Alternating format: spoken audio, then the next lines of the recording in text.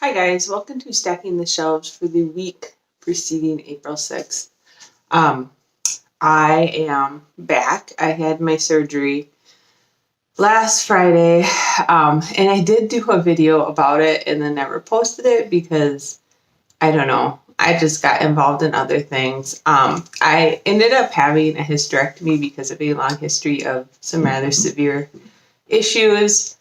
Ironically, the pain after the surgery was not as bad as the pain I had been suffering during my menstrual cycle previously. So, I think the biggest thing is the pain after the surgery is continuous, whereas, before it's kind of cyclic. So I will talk a little bit more about that at the end of this video. But for now, I'm going to go through the books I got the last couple weeks. These are mostly books that I bought. One is for review, so I'll do that one first. The first one I got for review is Stand on the Sky by Erin Bow. I did get this through the Amazon Vine program, and it's already out, so if you want to get it, you can. I do like a lot of Erin Bow's books, and this one just sounds like a fun middle grade fantasy read that I would enjoy, so I went ahead and got that through Amazon Vine.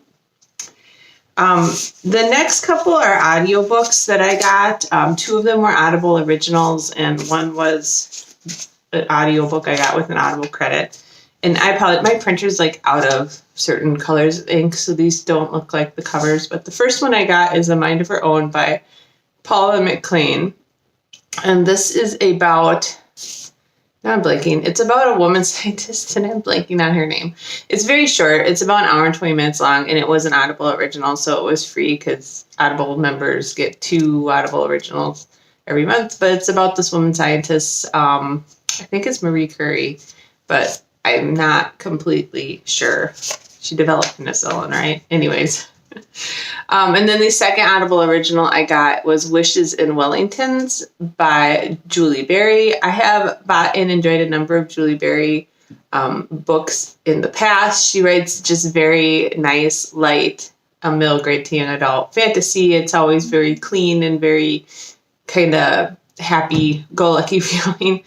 And this is a full-length book. I believe it was like a 9-hour book. And it's exclusively for Audible, so I think that'll be a fun read.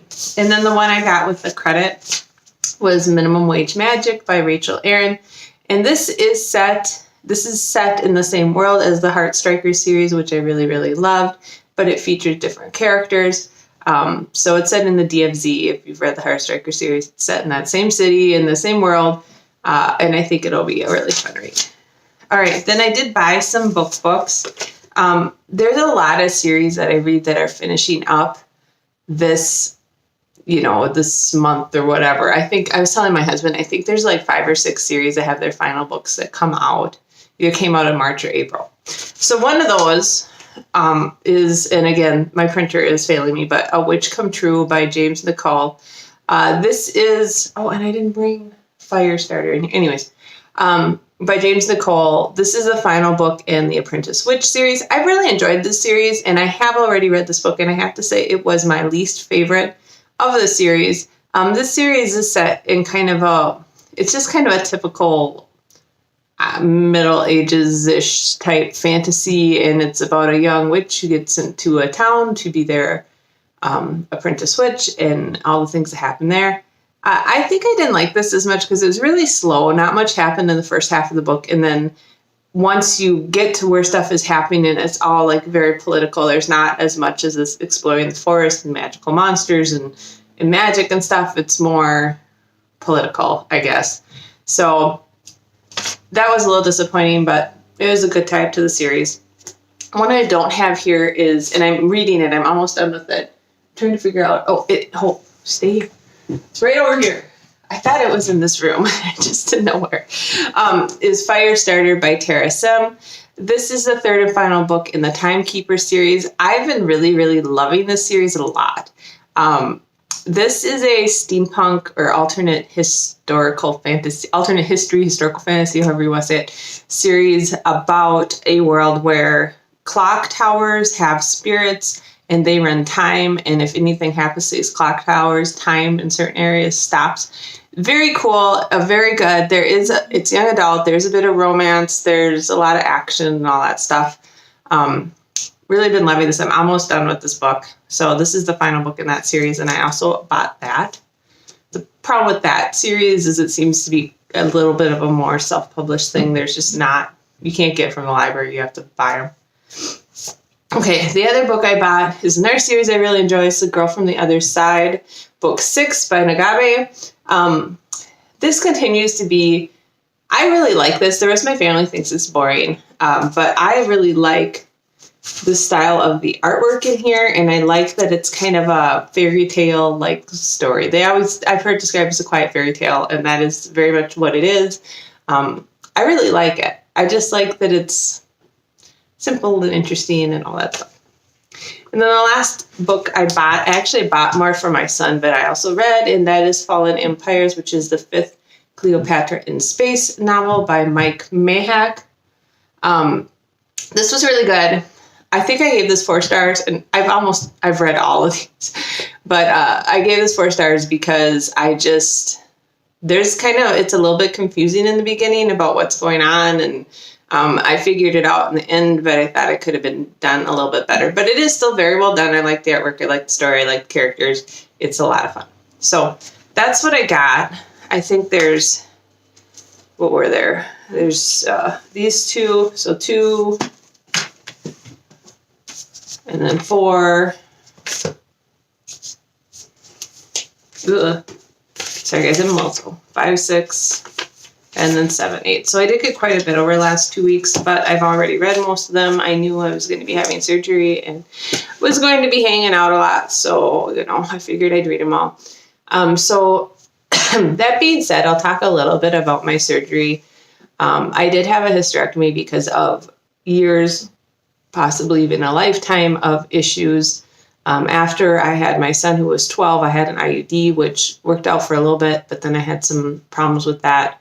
After that, I went through a couple rounds of hormone therapy, which caused some pretty bad side effects for me, including at one point they thought I had had a stroke. It was just really severe RL migraines. As a result of a number of issues that have been causing me, a number of issues with my menstrual cycle that have been causing me chronic health issues, they finally recommend a hysterectomy. So last year I went through a DNC with, if you guys know what dilation and cooterage, I don't even know if I said that right, but that was supposed to help. It helped for a few months, and then everything got really bad again. The chronic issues I was having were, I actually had masses in my uterus. I had anemia, kind of pain all month long, but really severe pain a couple weeks out of the month. So all these issues, they finally said, you know what, you really just need to have a hysterectomy, and we wouldn't be recommending. And I trust my doctor. She's been very good. And she's really been trying to get to the root of the problem. But it's a major surgery, major recovery. So I was very reluctant to do it. But everything that we did a whole bunch of ultrasounds, a whole bunch of blood work, everything that I had going on indicates that this would actually make my life a lot better. So I had done nearly a week ago now, and I apologize. I'm still having some throat issues, and it wasn't too bad. I'm still recovering. As I said, the pain after surgery probably wasn't any worse than the pain I was having from my menstrual cycle, but it was more continuous. And I think the biggest issue I had right after the surgery was limited movement.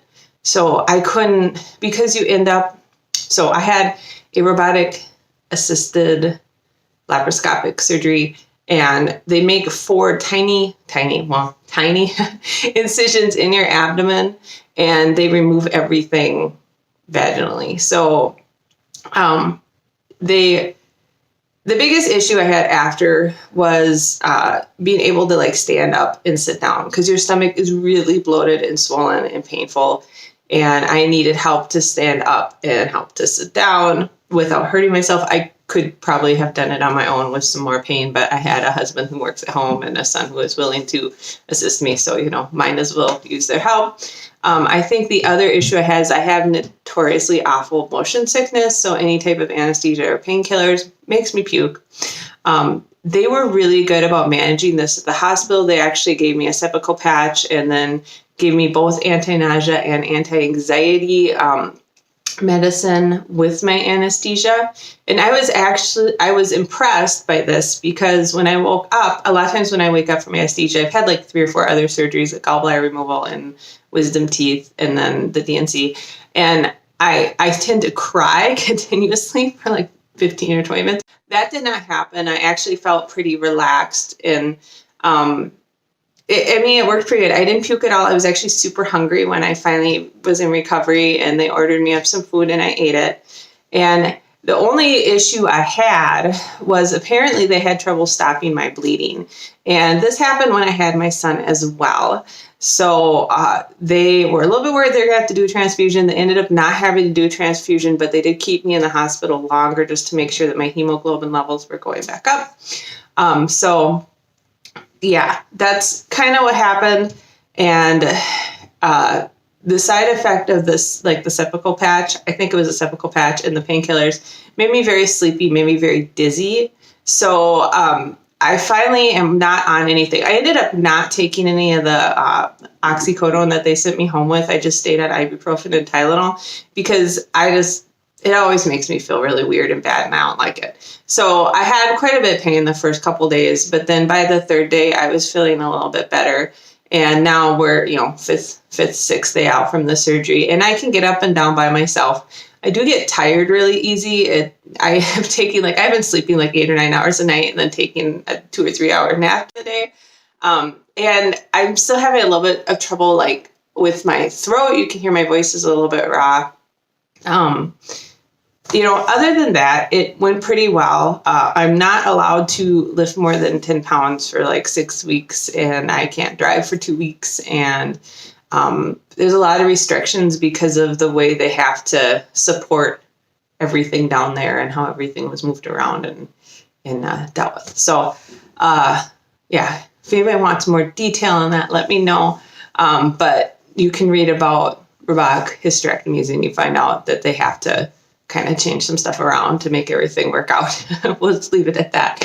So it's quite a long recovery and I am off of work for 6 weeks on short-term disability.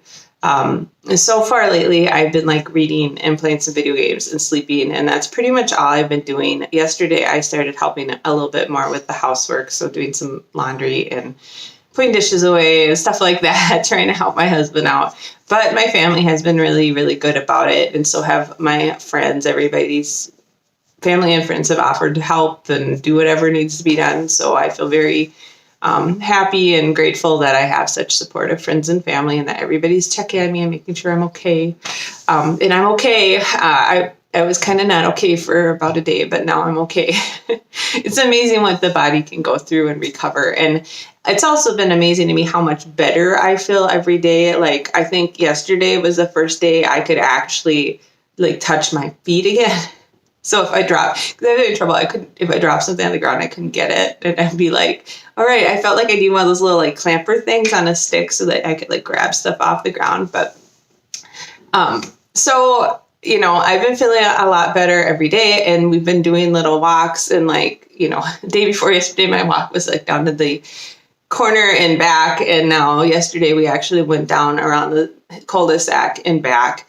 And hopefully I can get up to doing a couple miles a day. Unfortunately, I do work out quite a bit and I will be not able to do weightlifting for 6 weeks, which I was doing a lot of, and I won't be able to go running for 6 weeks. So I'll be doing a lot of walking, I think, and probably I'll try to do some yoga and some stretching as well to just keep up flexibility. And then maybe I can start doing some like weight bearing exercises like squats and we'll see. Probably not push-ups. I don't want to put too much strain on my abdomen, but different exercises like that. So I guess I've been really trying to get a lot of rest, eat healthy, just make sure I'm not, if I feel any pain, to stop doing what I'm doing and like don't strain anything. So, I think it went pretty good. I guess only time will tell. I go in for a 2-week checkup in about a week and a half. And then we'll just have to see how things go. Hopefully it will solve a lot of the issues I'm having. Very interestingly, while I was in the hospital, I had maybe 6 nurses throughout the time I was there, including admission all the way through leaving. And out of those 6, 3 of them had hysterectomies and were just telling me how wonderful it is. And given they had looked at my paperwork and saw the issues I was having. They said that my quality of life would improve an amazing amount by after I recovered from it. And they all agreed the recovery is long and it's rough, but you'll get through it. So that was promising. It was nice to run into so many people that are very grateful. And so far it hasn't been that bad. As I said, things are getting better. Just after you have any surgery, your body is kind of weird. Like my digestion isn't working quite right, and I have like weird pains, and I occasionally get dizzy, and I'm tired. But it's getting there, and I do think every day is better. So I know this was a long post, and I did do a full post about kind of my history and why I ended up having this done. And at some point I might post that. I had like a alarm go off in the middle of that video. And so it's 2 separate videos and I need to get it all spliced together. And I don't use a ton of video editing software, which that's one thing I want to do on this break is start maybe making my YouTube videos a little bit more refined and start using some video editing software on it. But so that's kind of the short story. I do have a longer story, which I may or may not post, depending on how much information people want. Anyways, I hope you guys got a lot of great books over the last couple weeks and that you did some great reading. I will talk to you next week. Bye.